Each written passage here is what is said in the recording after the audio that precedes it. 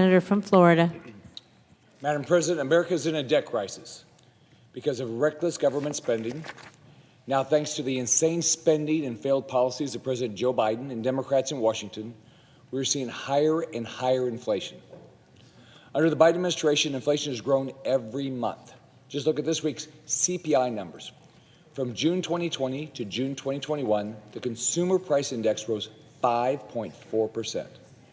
Energy costs are up 24.5%, and gasoline prices are up 45%, nearly $1 more than where they were last year. Inflation is at the highest rate since the Great Recession, and this week's Producer Price Index data shows a 7.3% increase in June and a historic 22.6% jump in the prices of processed goods, the highest since 1975.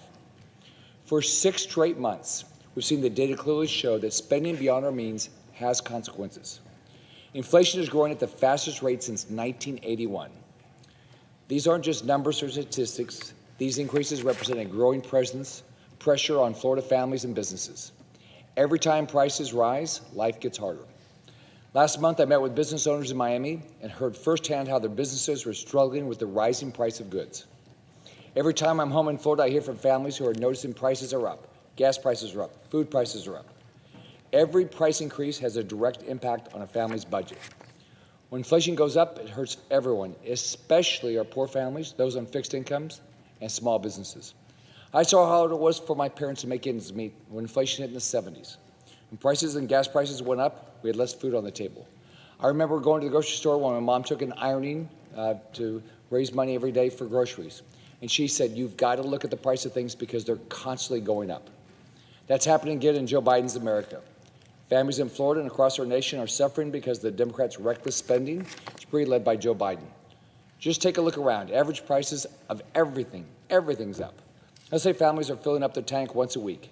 If you drive a car, that means Joe Biden raised your expenses $600 a year.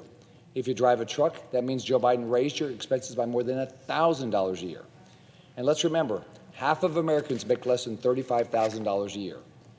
Inflation is a new tax on our families. Instead of addressing this crisis that has hurt Americans, Biden and the Democrats are living in an economic fantasy land where debt doesn't matter, spending has no consequences, and inflation is impossible.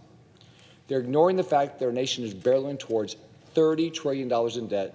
That's $233,000 in debt for every family in America. Now Democrats in the Senate want to spend another $4 trillion of your money on a so-called infrastructure plan that has little to do with infrastructure. They don't care if Americans get a return on their hard-earned tax dollars. But the truth is, we can't keep spending like this. There is a day of reckoning coming if we don't act to get our fiscal house in order. That's why I've introduced legislation, the Federal Debt Emergency Control Act, to take real steps to rein in Washington's out-of-control spending. That includes preventing Biden and the Democrats from mindlessly spending by requiring that 2/3 of the Senate vote to increase the debt before approving any bill with deficit spending. We'll also terminate any unobligated funding for the American Rescue Plan and any previous stimulus bills, send it back to the Treasury General Fund for deficit reduction. Finally, we ensure any bill reducing the debt by at least 5% over 10 years is fast-tracked through the legislative process. We are in a debt crisis. This isn't monopoly money. It's Americans' money, and we have to be responsible. It's time to end the madness. It's time to stand up for low and fixed-income families and for small businesses who bear the brunt of President Biden's inflation crisis.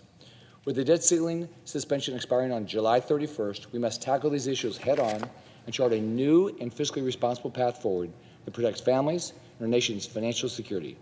I look forward to every fiscally responsible Republican and Democrat working with me to reject Biden's insane spending spree, quickly pass my bill, and protect the future of this nation. Thank you, Madam President.